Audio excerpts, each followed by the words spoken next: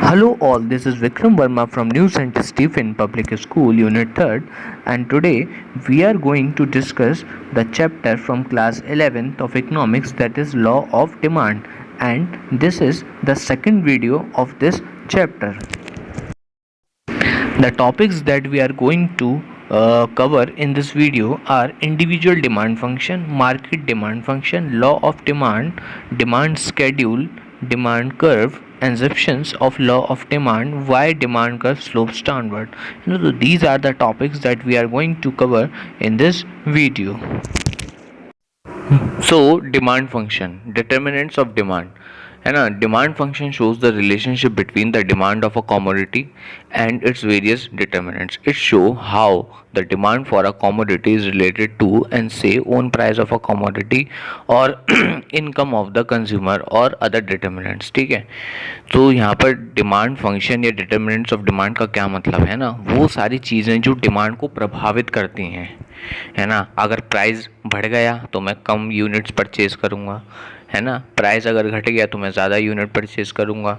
Income मेरी बहुत ज़्यादा है तो मैं ज़्यादा यूनिट परचेज करूँगा. इनकम मेरी कम है तो मैं कम यूनिट परचेज करूँगा, है ना. अगर विंटर सीजन चल रहा है तो मैं विंटर सीजन वाले जो गारमेंट्स हैं वो परचेज करूँगा. समर चल रहा है तो समर वाले गारमेंट्स परचेज करूँगा, है ना. तो जो फैशन चल रहा है वो फैशन वाले गारमेंट्स, मेरे टेस्ट और प्रेफरेंस के हिसाब से मैं गारमेंट परचेज़ करूँगा. तो यहाँ पर कितने सारे फैक्टर्स हैं जो डिमांड को प्रभावित करते हैं, तो हमें उन्हीं फैक्टर्स के बारे में पढ़ना है. वही उन्हीं फैक्टर्स को हम क्या कहते हैं, डिमांड फंक्शन, है ना, क्योंकि वही चीज़ें डिमांड को कंट्रोल करती हैं. ठीक है, तो यहाँ पर दो प्रकार के डिमांड के फंक्शन हैं. पहला है इंडिविजुअल डिमांड फंक्शन और दूसरा है आपका मार्केट डिमांड फंक्शन. तो अब हम बात करेंगे इंडिविजुअल डिमांड फंक्शन के बारे में. इंडिविजुअल डिमांड फंक्शन, तो individual demand function show how demand of a commodity by an individual consumer in the market is related to various determinants. ठीक है, एज एक्सप्रेस अंडर. सो यहाँ पर बताया जाएगा कि कैसे इंडिविजुअल कंज्यूमर की डिमांड प्रभावित होती है, यानी कि इंडिविजुअल डिमांड फंक्शन की बात कर रहे हैं तो कैसे किसी इंडिविजुअल व्यक्ति की डिमांड प्रभावित होती है. ठीक है, तो इसको हम एक इक्वेशन से दर्शाएंगे डिमांड फंक्शन को, इंडिविजुअल डिमांड फंक्शन को. ठीक है, तो यहाँ पर आप पिंक कलर से एक इक्वेशन है वो देख सकते हैं. पहले लिख रहा है इसमें डी एक्स, है ना. डी का मतलब डिमांड है और एक्स का मतलब कमोडिटी है. तो demand of a commodity X is equals to F.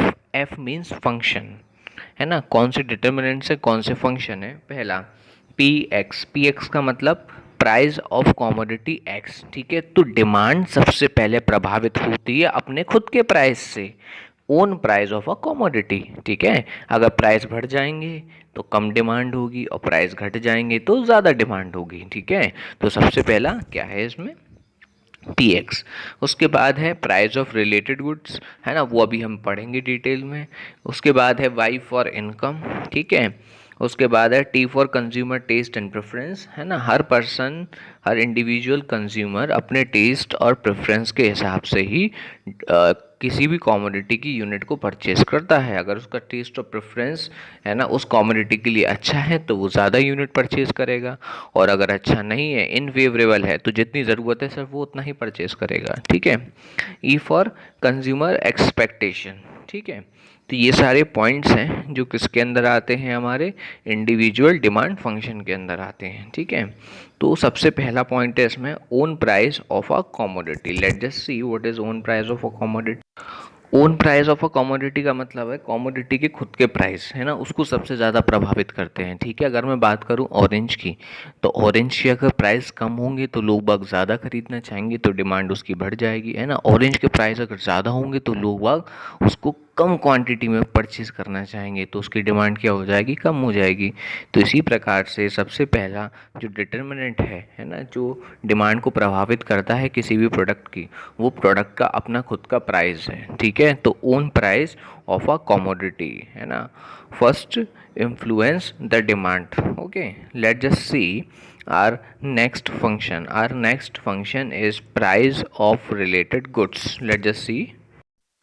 So price of related good में दो चीज़ें हैं, इसके बारे में बात करते हैं. Change demand of a commodity is also influence by change in price of related good. ठीक है, अब जैसे मान के चलिए मैं टी का कंज्यूमर हूँ, ठीक है, अगर टी का जो सब्स्टिट्यूट गुड है, मतलब टी की जगह मैं क्या यूज़ कर सकता हूँ, है ना, in place of T what can I use, है ना, I can use instead of tea coffee, है ना। तो टी का जो सब्स्टिट्यूट गुड है वो क्या है, कॉफ़ी है। ठीक है, तो जो टी की डिमांड होगी वो कॉफ़ी की प्राइस से इन्फ्लुएंस करेगी, यानी वेरिएंस करेगी। ठीक है, अगर मान के चलिए मैं टी का कंज्यूमर हूँ और अचानक से ऐसा होता है कि कॉफ़ी के प्राइस क्या हो जाते हैं, गिर जाते हैं, तो टी के कुछ कंज्यूमर किसकी तरफ जाएंगे, कॉफ़ी परचेज करने जाएंगे, तो उससे टी की डिमांड क्या हो जाएगी बच्चों, कम हो जाएगी। ठीक है, तो ये होता है आपका प्राइस सब्स्टिट्यूट गुड का इफेक्ट, है ना। अब देख लेते हैं बुक में, है ना, these are the goods which can be substitute for each other, है ना। सब्स्टिट्यूट गुड वो होते हैं जो एक गुड्स की जगह दूसरा गुड यूज़ हो सकता है। जैसे टी को सब्स्टिट्यूट कर सकता है कॉफ़ी,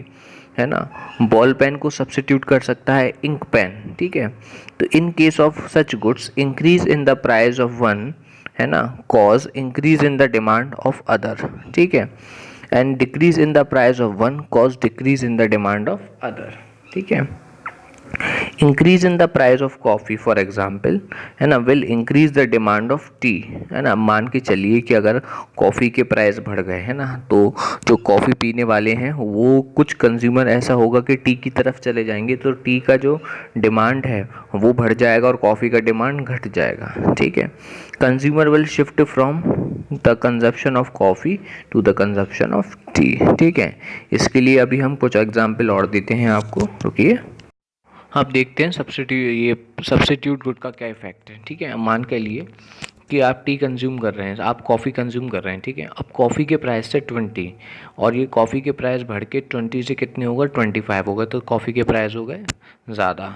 ठीक है, तो जो कंज्यूमर होगा, है ना, वो किसकी तरफ शिफ्ट हो जाएगा, कॉफ़ी से टी की तरफ शिफ्ट हो जाएगा। ठीक है, तो प्राइस के बढ़ने से दूसरी चीज़ की जो डिमांड है वो भी क्या हो जाएगी, हमारी बढ़ जाएगी, है ना। लोग कॉफ़ी की जगह क्या कंज्यूम करना चाहेंगे, टी कंज्यूम करना चाहेंगे। ठीक है, सो यहाँ पर क्या हुआ था कि प्राइस कॉफ़ी के 20 से 25 हो गए थे, है ना, तो कॉफ़ी का सब्स्टिट्यूट गुड क्या था, टी, है ना। तो जब प्राइस कॉफ़ी के बढ़ गए तो जो कॉफ़ी वाले कंज्यूमर थे वो टी की तरफ चले गए, तो टी के प्राइस में कोई परिवर्तन नहीं आया था, है ना। तो टी के कंज्यूमर की डिमांड बढ़ गई, 2 से कितनी हो गई, 4 हो गई, और कॉफ़ी की डिमांड क्या हो गई, कम हो गई। अब आप सेम एग्जांपल ले सकते हैं इसमें, ठीक है, कि जो कॉफ़ी की डिमांड है ना, मान के चलिए बढ़ेगी। वो कैसे बढ़ेगी, अगर कॉफ़ी के प्राइस 20 से क्या हो जाए, अगर 15 हो जाए, है ना, 20 से क्या हो जाए 15, यानी कॉफ़ी के प्राइस गिर जाएँ, है ना, टी के प्राइस सेम रहेंगे, तो उससे क्या होगा कि टी के कुछ कंज्यूमर क्या कंज्यूम करना शुरू कर देंगे, कॉफ़ी कंज्यूम करना शुरू करेंगे, है ना। तो ये क्या होता है बेटा, ये इसको हम कहते हैं सब्स्टिट्यूट इफेक्ट, यानी कि सबसे प्राइस ऑफ सब्स्टिट्यूट गुड यहाँ पर कैसे इन्फ्लुएंस करते हैं, है ना, टी की डिमांड को, है ना। तो हम बात टी की कर रहे थे, हमारा जो प्रोडक्ट था वो था टी, है ना, और टी को सब्स्टिट्यूट क्या कर सकती थी, कॉफ़ी। तो कॉफ़ी के प्राइस बढ़ने या घटने की वजह से टी की डिमांड पे भी फ़र्क यहाँ पर पड़ रहा था, है ना। तो यही था आपका सब्स्टिट्यूट गुड। अगला गुड है आपका कॉम्प्लीमेंट्री गुड। आइए देखते हैं क्या है कॉम्प्लीमेंट्री गुड।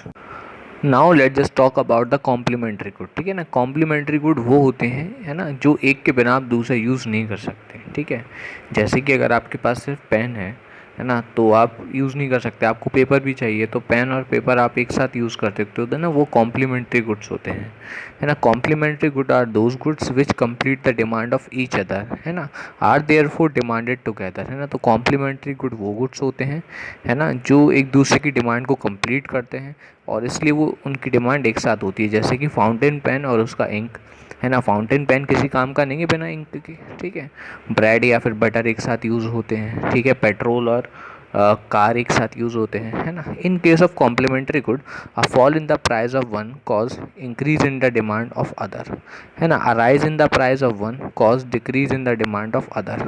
ठीक है ना, फॉर एग्जाम्पल, देखिए इसको समझने के लिए एक एग्जाम्पल लेते हैं। ठीक है, when the price of fountain pen rise, है ना, इट डिमांड विल फॉल।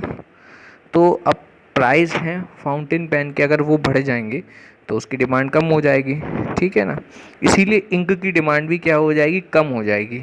ठीक है, है ना। कन्वर्सली अगर इसको हम उल्टा एग्जांपल देखें, है ना, कि अगर फाउंटेन पेन की डिमांड, फाउंटेन पेन के जो प्राइस हैं अगर वो गिर जाएं, है ना, तो उसकी डिमांड बढ़ जाएगी, है ना। इसी प्रकार से इंक की डिमांड भी बढ़ जाएगी, है ना, क्योंकि प्राइस सस्ते हो गए हैं, है ना। तो अब पेन भी खरीदा जाएगा और उसके साथ इंक भी खरीदी जाएगी, ठीक है। और अगर प्राइस बढ़ गए हैं फाउंटेन पेन के तो पेन भी लोग कम खरीदेंगे और फिर इंक भी लोग कम खरीदेंगे, है ना। तो ये सिंपल एग्जांपल है आपका कॉम्प्लीमेंट्री गुड, है ना, which complete each other. Complementary good कौन से होते हैं? पूरक गुड, मतलब जो एक दूसरे को कंप्लीट करते हैं, है ना, जो मतलब वो ऐसे गुड्स जो पेयर में यूज़ होते हैं, है ना। अगर हम एक यूज़ करते हैं तो एक के बिना, एक से हमारा काम नहीं होगा, हमें दूसरा भी यूज़ करना पड़ेगा, है ना। खाली अगर हम अपने घर पर बाइक ले आएँ, है ना, उसमें पेट्रोल ना डलवाएं तो काम हो जाएगा? नहीं होगा, है ना। तो पेट्रोल और बाइक दोनों ही आवश्यक हैं एक दूसरे की ज़रूरत को पूरा करने के लिए। तो इनकी डिमांड भी एक साथ होती है ना, और इन एक दूसरे की डिमांड को भी कंप्लीट करते हैं। तो ये होते हैं आपके complementary goods. Next topic is the difference between the substitute good and the complementary good.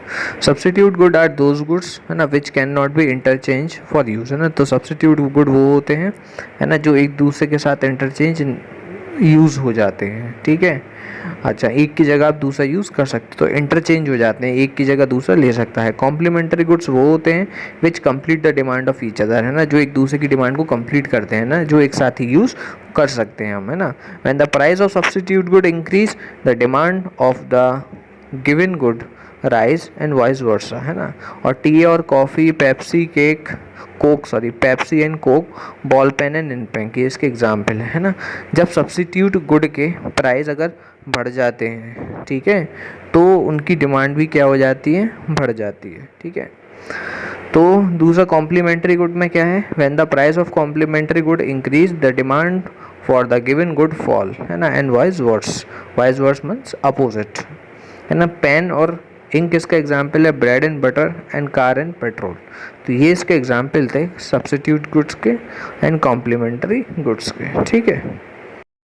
Income of the consumer, change in the income of the consumer also influence his demand for different good, है ना। अगर किसी व्यक्ति की income में परिवर्तन होता है या चेंज होता है ना, तो उस कंज्यूमर की डिमांड पर भी फ़र्क पड़ता है। उसकी जो कंज्यूमर की डिमांड है अलग अलग गुड की, है ना, उस पर भी प्रभाव पड़ता है। The demand for normal good tend to increase with increase in income. So जो नॉर्मल गुड्स हैं, है ना, उनकी डिमांड बढ़ जाती है ना, जब व्यक्ति की इनकम बढ़ती है, ठीक है। अच्छा, और अगर नॉर्मल गुड्स की डिमांड कम हो जाती है यदि व्यक्ति की इनकम क्या होती है? कम होती है, ठीक है। On the other hand, demand of the inferior goods like the coarse grain tend to decrease with the increase in income, ठीक है। अब देखिए दो टाइप के गुड हैं यहाँ पर, है ना। पहला गुड हमने बोला था नॉर्मल गुड, है ना, दूसरा गुड हमने बोला है यहाँ पर इंफीरियर गुड। तो नॉर्मल गुड और इन्फीरियर गुड्स पहले समझ लेते हैं है क्या, तभी फिर हमें ये टॉपिक समझ में आ सकता है ना। तो नॉर्मल गुड वो है जैसे कि अगर आप खाने में रोटी बनाते हैं सब अपने घर पे, तो उसके लिए आटा यूज़ करते हैं ना, नॉर्मल गेहूं का आटा यूज़ करते हैं, है ना। तो वो अच्छी क्वालिटी का गुड हो गया, नॉर्मल गुड हो गया, है ना। दूसरी तरफ यदि कोई गरीब व्यक्ति है ना, तो वो क्या कहते हैं, गेहूं का आटा ना लेके बाजरे का आटा खरीदता है, क्योंकि बाजरे का आटा क्या होता है? सस्ता होता है। या कोर्स ग्रेन का मतलब यहाँ पर है कि अच्छी क्वालिटी का सामान नहीं खरीदता, है ना। तो यहाँ पर क्या है कि यदि व्यक्ति की इनकम बढ़ती है तो वो नॉर्मल गुड ज़्यादा खरीदता है, ठीक है। दूसरी तरफ यदि व्यक्ति की इनकम बढ़ती है तो वो जो कोर्स ग्रेन का गुड है, जो इन्फीरियर क्वालिटी का गुड्स है, वो कम खरीदता है, ठीक है। और यदि व्यक्ति की इनकम क्या हो जाती है? कम हो जाती है ना, तो वो क्या करता है कि नॉर्मल क्वालिटी का गुड कम खरीदता है, ठीक है। और इनकम अगर कम होती है व्यक्ति की तो वो इन्फीरियर गुड्स को ज़्यादा खरीदता है, ठीक है। तो ये था यहाँ पर इनकम ऑफ द कंज्यूमर, है ना। और जो इनकम ऑफ द कंज्यूमर है उसका डायरेक्ट रिलेशनशिप है नॉर्मल गुड्स के साथ, और इन्वर्स रिलेशनशिप है आपका किसके साथ? इन्फीरियर गुड्स के साथ, ठीक है। डायरेक्ट रिलेशनशिप मतलब कि अगर इनकम भी बढ़ेगी तो नॉर्मल गुड्स की क्वांटिटी भी बढ़ेगी, और इनकम घटेगी तो नॉर्मल गुड्स की क्वांटिटी यानी डिमांड भी घटेगी। और इन्वर्स रिलेशनशिप मतलब अपोजिट रिलेशनशिप, है ना। अगर व्यक्ति की इनकम बढ़ेगी, ठीक है, तो जो इन्फीरियर गुड्स है ना, तो डिमांड उसकी घटेगी, तो ये क्या हुआ, ऑपोजिट रिलेशन यानी कि इन्वर्स रिलेशनशिप। ठीक है, आइए देखते हैं difference between the inferior goods and the normal goods. Normal good are those in case of which there is a positive relationship between income and quantity demanded. Other things remain constant and the quantity demanded increase in response to increase in consumers income and vice versa। ठीक है, तो normal goods कौन से होते हैं बच्चों? Normal goods वो goods होते हैं जिनका पॉजिटिव रिलेशनशिप होता है इनकम के साथ, है ना, और क्वांटिटी डिमांडेड के साथ। यदि व्यक्ति की इनकम बढ़ती है तो वो नॉर्मल गुड्स ज़्यादा खरीदता है, ठीक है, और यदि व्यक्ति की इनकम कम होती है तो वो नॉर्मल गुड्स कम खरीदता है। Vice versa means opposite. इधर बात करते हैं इन्फीरियर गुड्स की, तो इन्फीरियर गुड्स वो गुड्स होते हैं, है ना, जिनका नेगेटिव रिलेशन ये यानी कि इन्वर्स रिलेशनशिप होता है इनकम के साथ। ठीक है ना, अदर थिंग रिमेन कांस्टेंट। तो जब बार बार मैं अदर थिंग रिमेन कांस्टेंट बोलता हूँ तो जो बाकी फैक्टर हैं डिमांड को जो प्रभावित करते हैं वो सारे फैक्टर कैसे रहेंगे? कांस्टेंट रहेंगे। ठीक है, तो जब बाकी फैक्टर कांस्टेंट रहेंगे, है ना, तो इसका इन्वर्स रिलेशनशिप होगा, ठीक है, क्वांटिटी डिमांडेड के साथ में। ठीक है, जैसे कि मान के चलिए कि व्यक्ति की अगर इनकम बढ़ती है ना, तो वो इन्फीरियर क्वालिटी का गुड यानी कि सस्ती क्वालिटी का गुड, है ना, जो अच्छी क्वालिटी नहीं होती, ऐसा गुड्स वो कम खरीदेगा। ठीक है, और दूसरी तरफ व्यक्ति की इनकम कम होती है तो वो ऐसा गुड्स ज़्यादा खरीदेगा। तो इसमें ना इनकम के साथ ना कैसा रिलेशनशिप होता है आपका? इन्वर्स यानी नेगेटिव रिलेशनशिप होता है ना। Income effect is positive. Income effect positive क्यों है? क्योंकि यहाँ पर इनकम के बढ़ने के साथ नॉर्मल गुड्स की क्वांटिटी डिमांडेड बढ़ जाती है, और यहाँ पर इनकम इफेक्ट नेगेटिव है क्योंकि इनकम बढ़ने के साथ व्यक्ति की जो डिमांड है क्वांटिटी की वो क्या हो जाती है? कम हो जाती है ना। नॉर्मल गुड्स मे और may not be the essential of life. ठीक है, नॉर्मल गुड्स हो सकता है ज़रूरी हो और ज़रूरी ना भी हो लाइफ के लिए, लेकिन जो इन्फीरियर गुड्स हैं ये एसेंशियल होते हैं, लाइफ के लिए बहुत ज़रूरी होते हैं। दूसरे शब्द में ये कह सकता हूँ मैं, people buy inferior goods largely because there are essential of life, है ना। तो लोग बाग जो वही लोग इन्फीरियर गुड्स ज़्यादा खरीदते हैं जो उनकी जीवन के लिए ज़्यादा आवश्यक है। ठीक है, अगला पॉइंट है फोर्थ पॉइंट, है ना। In case of normal goods there is always inverse relationship between own price of a commodity and quantity demanded, है ना। क्वांटिटी प्राइस और क्वांटिटी डिमांडेड के बीच में ऑपोजिट रिलेशनशिप होता है। ठीक है ना, प्राइस बढ़ता है यहाँ पर तो नॉर्मल गुड्स हम कम खरीदते हैं, प्राइस घटता है तो नॉर्मल गुड्स ज़्यादा खरीदते हैं। इन्फीरियर गुड्स में क्या है? देयर मे बी और मे बी नॉट, है ना, ऐसा हो सकता है और ऐसा नहीं भी हो सकता है कि इनके बीच में इन्वर्स रिलेशनशिप हो प्राइस ऑफ कमोडिटी और क्वांटिटी डिमांडेड के बीच में। तो लॉ ऑफ डिमांड जो है वो इन्फीरियर गुड्स वाले केस में फेल हो सकता है। ठीक है, तो अब अगला टॉपिक देखते हैं हम, taste and preference. Okay, the next factor which determine the consumer demand is taste and preference, है ना। the demand of goods and service are also depend upon individual taste and preference, है ना। व्यक्ति की demand goods और service की depend करती है एक व्यक्ति के इंडिविजुअल टेस्ट पर और उसके प्रेफरेंस पर, है ना। Taste and preference of the consumer are influenced by advertisement, change in fashion, climate, new invention etcetera. किसी भी व्यक्ति के टेस्ट और प्रेफरेंस प्रभावित हो सकते हैं एडवर्टीजमेंट को देखकर, है ना, बदलते हुए फैशन को देख के, क्लाइमेट को देख के, या न्यू इन्वेंशन को देख के, है ना। अदर थिंग बीइंग इक्वल या constant, demand for those goods increase for which the consumer develop strong taste and preference, है ना। Contrary to this, if the taste and preference for the product is fading और decreasing, its demand will decrease. सीधी सी बात है कि अगर किसी व्यक्ति का टेस्ट और प्रेफरेंस किसी प्रोडक्ट के लिए फेवरेबल है, यानी कि अगर किसी व्यक्ति को कोई प्रोडक्ट टेस्ट और प्रेफरेंस के हिसाब से ज़्यादा पसंद है तो वो उसकी डिमांड ज़्यादा करेगा, है ना। तो डिमांड क्वांटिटी डिमांडेड इंक्रीज हो जाएंगी। यदि किसी व्यक्ति के लिए टेस्ट और प्रेफरेंस किसी कॉमोडिटी का फेड होता जा रहा है यानी कि कम होता जा रहा है यानी नेगेटिव है ना, तो इसका मतलब ये है कि उसके लिए उसकी क्वांटिटी डिमांडेड क्या हो जाएंगी बच्चों? कम हो जाएंगी। ठीक है, तो इसमें टेस्ट और प्रेफरेंस का जो रिलेशनशिप है वो कुछ इस तरीके का रिलेशनशिप है, किसके साथ? डिमांड के साथ, है ना। और ये जो टेस्ट एंड प्रेफरेंस है ये क्या है? ये फैक्टर है जो डिमांड को क्या करता है? प्रभावित करता है। ठीक है, तो अब अगला फैक्टर देखेंगे जो डिमांड को क्या करता है? प्रभावित करता है, यानी कि demand function. So our next demand function is expectation है ना, that is the next function of demand. ठीक है ना, इसको समझने के लिए एक एग्जांपल देता हूँ। बच्चों, आप लोग अचानक से न्यूज़पेपर में देखते हैं कि जो पेट्रोल के या जो डीजल के प्राइस हैं, है ना, कल 2 टाइम्स इंक्रीज हो सकते हैं। मतलब कि अगर ये न्यूज़ अखबार में आ जाए या टीवी पे ब्रॉडकास्ट हो जाए इसका कि जो प्राइस हैं, है ना, वो पेट्रोल के या डीजल के, है ना, 2 गुना हो सकते हैं, यानी कि दुगने बढ़ सकते हैं, तो क्या होगा, है ना। लोग बाग, मतलब कि सभी जो आसपास के आपके फ्रेंड्स हैं, रिलेटिव्स हैं, है ना, सभी जो लोग हैं वो तुरंत पेट्रोल पंप पे जाके ज़्यादा पेट्रोल भरवा लेंगे, है ना, क्योंकि उनको ऐसा लगता है कि नियर फ्यूचर में इसके प्राइस हो सकता है कि बढ़ जाएं, है ना। तो लोग ऐसे में क्या करते हैं कि तुरंत उस चीज़ को ज़्यादा परचेस कर लेते हैं ना। तो यहीं से फ्यूचर एक्सपेक्टेशन शुरू होती है ना। देखते हैं अब, चलिए आइए। If the consumer expect a significant change in the availability of the concerned commodity in near future, he may decide to change his present demand for the commodity, है ना।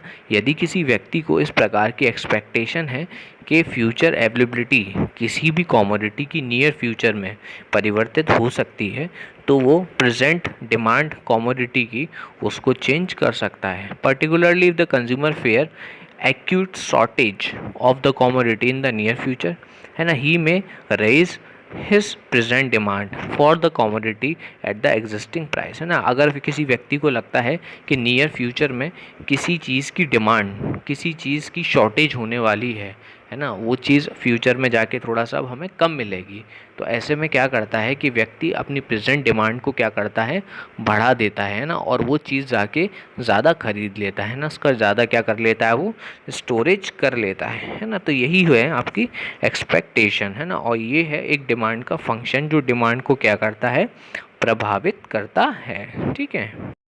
So our next topic is market demand function. Market demand function shows how market demand for a commodity, है ना, is related to its various determinants, or it shows the relationship between the market demand for a commodity and its various determinants. ठीक है ना। अब यहाँ पर ये है कि अभी तक हमने इंडिविजुअल डिमांड फंक्शन पढ़ा था, है ना। तो इंडिविजुअल डिमांड पर, यानी कि किसी व्यक्ति की पर्सनल डिमांड पर कौन कौन सी चीज़ें प्रभाव डालती हैं जिसकी वजह से उसकी डिमांड बढ़ जाती है, घट जाती है। इसी प्रकार से किसी मार्केट की डिमांड को प्रभावित करने के लिए कौन कौन से फैक्टर्स होते हैं, है ना, वही मार्केट डिमांड फंक्शन होते हैं, है ना। हमने बोला ना इट्स वेरियस डिटर्मिनेंट्स, तो इट्स वेरियस फंक्शन, है ना, its various things which influence the demand of a market, है ना। तो लेट जस्ट डिस्कस, है ना। तो आप इसके लिए एक स्क्रीन पे देख सकते हैं इक्वेशन को। ठीक है। सो मार्केट डिमांड फंक्शन की इक्वेशन है, देखिए आप पिंक कलर से देखिए, एक टेक्स्ट है स्क्रीन पे, आप देख सकते हैं एम के टी मतलब मार्केट, डी मतलब डिमांड और एक्स का मतलब कॉमोडिटी। तो market demand of a commodity is equals to ये सारे फैक्टर, है ना, एफ और फैक्टर्स, है ना। Price of, own price of a commodity P x, ये हम पढ़ चुके हैं, है ना। P R price of related good, जिसमें सब्सिट्यूट गुड पढ़ा था, कॉम्प्लीमेंट्री गुड पढ़ा था, है ना। वाई का मतलब इनकम पढ़ा था, टेस्ट एंड प्रेफरेंस पढ़ा था, एक्सपेक्टेशन पढ़ा है हमने। अब जो हम नया पढ़ेंगे वो पढ़ेंगे एन, यानी कि पॉपुलेशन साइज या नंबर ऑफ बायर्स, है ना। और एक लास्ट टॉपिक और है जो उसमें हम पढ़ेंगे, that is Y D. Y D का मतलब डिस्ट्रीब्यूशन ऑफ इनकम। तो ये सारे फंक्शंस हैं, ये सारे डिटर्मिनेंट्स हैं, है ना, जो डिमांड को क्या करते हैं, प्रभावित करते हैं। ये सारे फैक्टर्स हैं जो डिमांड को क्या करते हैं, मार्केट डिमांड को प्रभावित करते हैं, जिसमें से हमने own price of a commodity पहले पढ़ा है पी एक्स, पी आर यानी कि price of related goods, substitute goods और कॉम्प्लीमेंट्री गुड्स, अभी थोड़ी देर पहले हमने वीडियो में डिस्कस किया है ना। इनकम, वाई का मतलब इनकम होता है बच्चों इकोनॉमिक्स में, वो भी हम डिस्कस कर चुके हैं। टेस्ट एंड प्रेफरेंस, है ना, और फ्यूचर एक्सपेक्टेशंस, है ना। तो ये सारे टॉपिक्स हम ऑलरेडी पढ़ चुके हैं, है ना। इंडिविजुअल डिमांड फंक्शन में तो सेम है, ये मार्केट डिमांड फंक्शन में भी दो फंक्शन इसके अलग हैं। एक है आपका एन, जिसका मतलब पॉपुलेशन साइज या नंबर ऑफ बायर है ना, और दूसरा है वाई डी, यानी कि डिस्ट्रीब्यूशन ऑफ इनकम, है ना। तो ये दो हैं जो अब हमें पढ़ने हैं। ठीक है, आइए चलिए देखते हैं पहला, जिसका नाम है पॉपुलेशन साइज या नंबर ऑफ बायर। तो the factor which influence the demand of a market is the population size and the number of buyer, है ना। Demand increase with increase in population and decrease with decrease in population, सीधी सी बात है। कि भाई number of buyers यानी कि पॉपुलेशन अगर ज़्यादा होगी तो डिमांड बढ़ सकती है ना। और दूसरी तरफ किसी क्षेत्र में अगर पॉपुलेशन कम है वहाँ की, है ना, तो वहाँ के नंबर ऑफ़ बायर कम होंगे तो डिमांड कम होगी, है ना। This is because with the increase in population size the number of buyer of the product tend to increase, है ना। ऑब्वियस है इसमें कि ऐसा इसलिए है क्योंकि अगर इंक्रीज होती है पॉपुलेशन साइज तो नंबर ऑफ बायर भी बढ़ जाते हैं उस प्रोडक्ट के।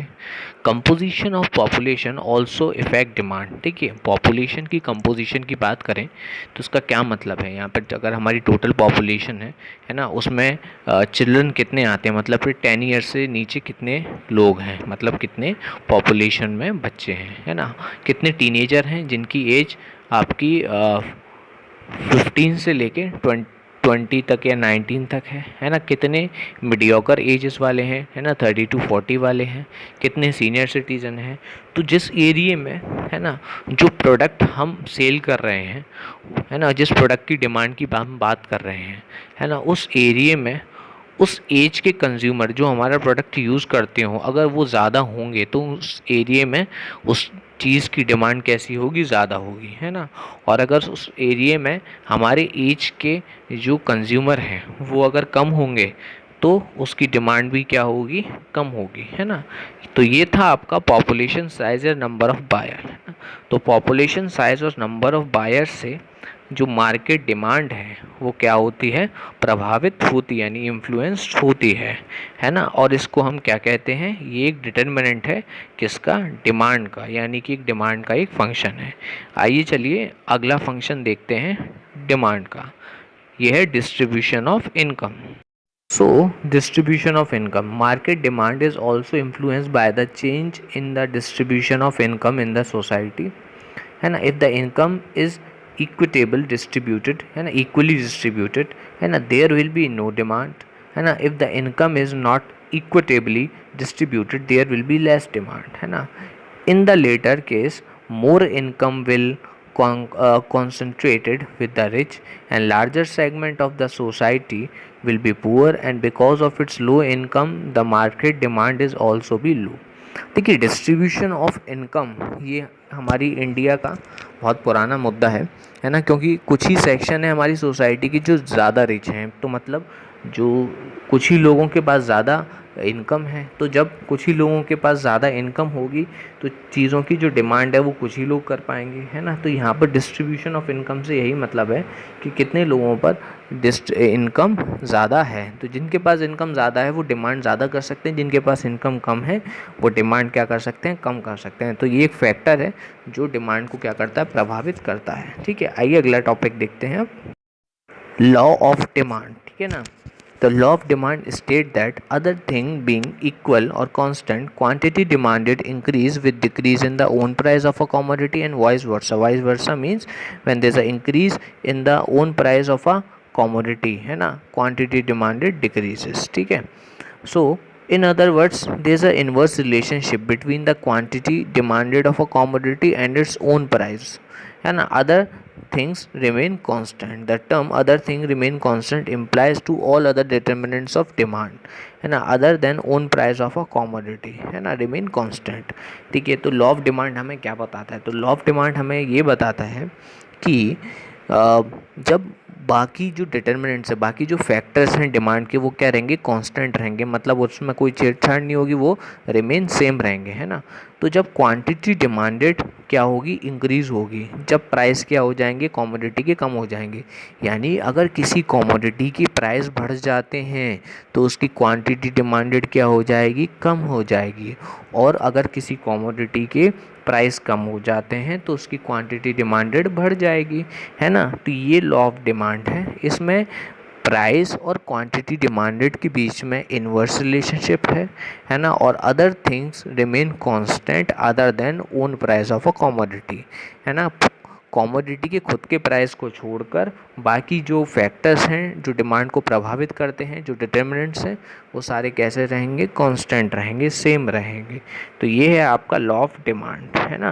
तो लॉ ऑफ डिमांड क्या कहता है, the law of demand state that other thing remain constant, there is a inverse relationship between the quantity demanded and own price of a commodity. तो that is the law of demand. ठीक है, अब अगला topic जो हम देखेंगे वो देखेंगे डिमांड का स्केड्यूल कैसा है और डिमांड का कर्व कैसा होता है। ठीक है, so on the screen you can see a table, है ना। टेबल को स्केड्यूल कहते हैं, तो ये डिमांड का स्केड्यूल है ना। जब प्राइस 10 था तो क्वांटिटी डिमांडेड 100 थी, जब प्राइस 9 था तो क्वांटिटी डिमांडेड 150 हो गए, तो जब प्राइस 8 था तो क्वांटिटी डिमांडेड कितने हो गए 200।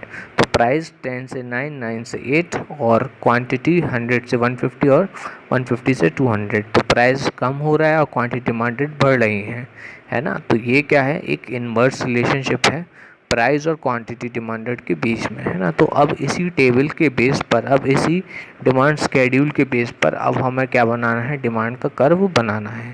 तो आइए चलिए देखते हैं डिमांड के कर्व को। So for drawing the demand curve you need a graph paper, है ना। You need to draw the X axis and Y axis, है ना। On X axis you need to show the quantity, on Y axis you need to show the price, है ना। तो जो data हमने उसके बाद डिमांड स्केड्यूल में देखा था उसी डाटा का यूज़ करके हम डिमांड कर्व को ड्रॉ करेंगे। और जो स्काई ब्लू कलर की लाइन आप देख रहे हैं जिसमें डी लिखा हुआ है नीचे, वो डिमांड कर्व को डिनोट कर रही है। ठीक है, जब प्राइस पी था तो क्वांटिटी क्यू की डिमांड थी, जब प्राइस P1 हुआ यानी कि प्राइस गिरा तो क्वांटिटी Q1 यानी कि डिमांड क्वांटिटी बढ़ गई, है ना। तो प्राइस गिरने से क्वांटिटी डिमांड क्या हो गई, इंक्रीज हो गई। तो ये भी शो कर रहा है एक इन्वर्स रिलेशनशिप प्राइस और क्वांटिटी डिमांडेड के बीच में। ठीक है, तो ये था आपका डिमांड कर्व। ठीक है, और डिमांड कर्व जो होता है वो हमेशा स्लोप होता है डाउनवर्ड, है ना। तो D is a demand curve which slopes downward and it shows the inverse relationship between the price and quantity demanded. This is the universal true in case of normal goods and it is therefore called the law of demand, है ना। तो ये universal true है normal goods के case में, इसीलिए इसको हम लॉ ऑफ डिमांड भी कहते हैं। ठीक है, सो एंजप्शन ऑफ लॉ ऑफ डिमांड। ठीक है ना, तो मैंने जब बार बार बोल रहा था आपसे other thing remain constant, other thing remain the same, इसका मतलब था कि बाकी जो फैक्टर्स हैं जो डिमांड को प्रभावित करते हैं, जो डिटर्मिनेंट्स हैं, those are influencing the demand. तो वो ये सारे फैक्टर्स हैं जो भी हम पढ़ के चुके हैं। फैक्टर फंक्शन, डिमांड फंक्शन पढ़े थे हमने, ये वही सारे अदर फैक्टर हैं ना। पहला taste and preference of the consumer remaining the same, है ना, there will be no change. जब हम बात करते हैं लॉ ऑफ डिमांड की कि प्राइस की वजह से, प्राइस बढ़ने या घटने की वजह से क्वांटिटी डिमांडेड बढ़ रहे हैं घट रहे हैं, तो उस समय बाकी के जो फैक्टर्स हैं वो सेम रहते हैं, बाकी की फैक्टर्स में कोई प्रभाव नहीं आता, है ना। Other things remain constant. और वो कौन से अदर थिंग्स हैं, पहला taste and preference of the consumer वो सेम रहता है।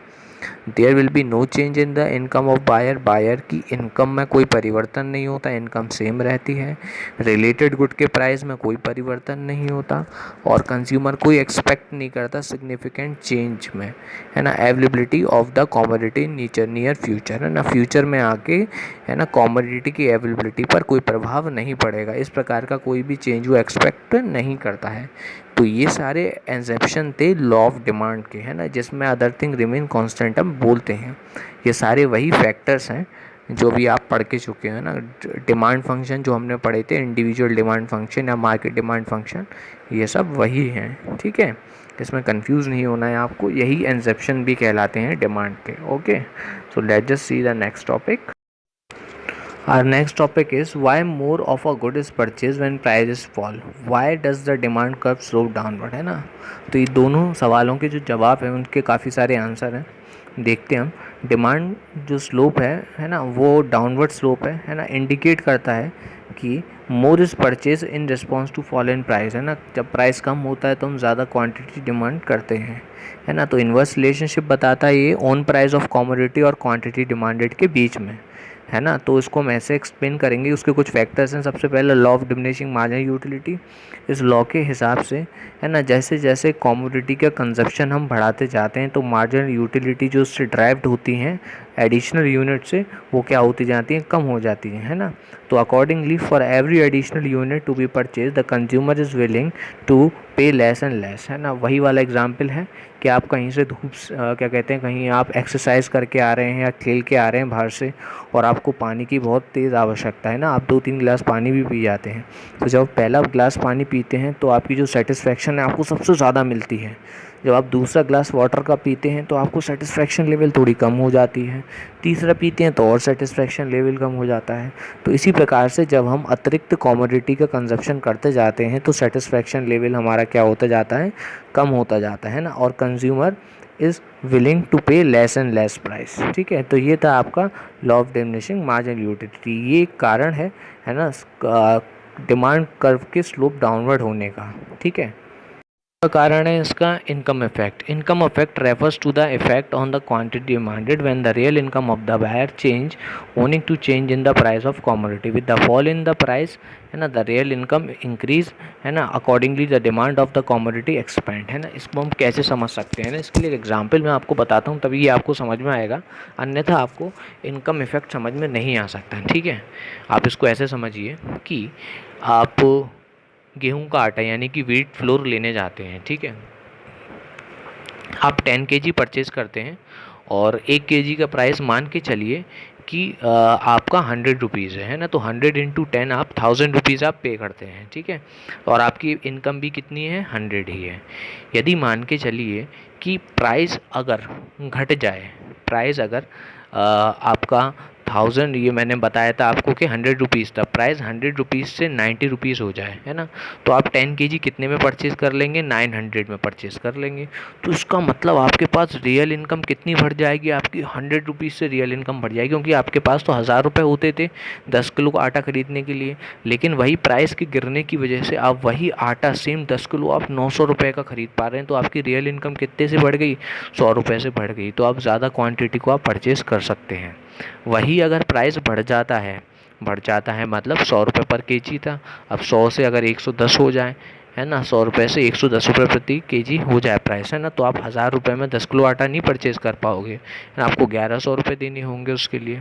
तो उससे रियल इनकम कम हो जाएगी आपकी, तो आप 1000 रुपये का ये आटा परचेज़ करोगे तो आप कम आटा परचेज़ करोगे। ठीक है ना, तो ये था इनकम इफेक्ट, है ना। ये भी एक कारण है कि डिमांड कर्व क्यों स्लोप जाता है डाउनवर्ड, है ना। अगला है substitution effect. Substitution effect refers to the substitution of one commodity for other, है ना, when there is relatively cheaper, है ना। तो जब दूसरी कमोडिटी हमें बहुत सस्ती मिलती है तो हम पहली कमोडिटी का कंजप्शन छोड़ देते हैं। जैसे कि हम मान के चलिए कि हम कंज्यूम करते हैं कॉफ़ी, और पता चला हमें कि कॉफ़ी का जो सब्स्टिट्यूट था वो था टी, और टी के प्राइस और ज़्यादा कम हो गए हैं, तो हम कॉफ़ी को छोड़कर कॉफ़ी को सब्स्टिट्यूट करेंगे हम टी से, और टी को हम ज़्यादा यूज़ करना शुरू कर देंगे, है ना। तो इसको हम कहते हैं सब्स्टिट्यूशन इफेक्ट। तो सब्स्टिट्यूशन इफेक्ट से होता क्या है कि जो डिमांड है वो क्या हो जाती है, पर्टिकुलर गुड्स की सब्स्टिट्यूट करने की वजह से कम हो जाती है, और जो सब्स्टिट्यूटेड गुड है उसकी डिमांड क्या हो जाती है, हमारी इंक्रीज़ हो जाती है। ठीक है, अगला है आपका कारण size of consumer group. When the price of a commodity fall, अगर कमोडिटी का प्राइस गिर जाता है ना, तो many more buyer can afford to buy it, है ना, तो काफ़ी ज़्यादा बायर अब उसको अफोर्ड कर सकते हैं, खरीद सकते हैं। ठीक है ना, अकॉर्डिंगली जो उसकी डिमांड है वो क्या हो जाती है, बढ़ भी जाती है ना। अगला है डिफरेंट यूजेस, है ना। अब जैसे कि हम मिल्क है, तो एक मिल्क का हम अपने घर में अलग अलग यूज़ करते हैं, जैसे कि कर्ड भी बनाते हैं, उसका दही बनाते हैं, चीज़ निकालते हैं, बटर निकालते हैं, है ना, कॉफ़ी बनाते हैं हम लोग, टी बनाते हैं उससे, है ना। डायरेक्टली मिल्क को भी हम कंज्यूम कर सकते हैं। If the price of the milk reduce, अगर प्राइस मिल्क का क्या हो जाए, कम हो जाए, है ना, तो we will put to it different use, है ना, तो हम मिल्क के ज़्यादा से ज़्यादा प्रयोग करना शुरू कर देते हैं, अलग अलग उसके यूज़ शुरू करते हैं। तो डिमांड ऐसे में मिल्क की क्या हो जाती है, हमें बढ़ जाती है, क्योंकि एक मिल्क है, सस्ता हुआ और उसके हमने काफ़ी सारे यूज़ भी करना शुरू कर दिए घर में, तो ऐसे में मिल्क की डिमांड तो भाई हमारी बढ़ी जाएगी। तो ये कुछ फैक्टर्स है ना, जिसकी वजह से जो जब प्राइस गिरते हैं तो हम ज़्यादा यूज़ क्यों करने लगते हैं, या स्लोप जब हमारा डिमांड कर्व स्लोप डाउनवर्ड ही क्यों होता है, ये उसके कारण है। ठीक है।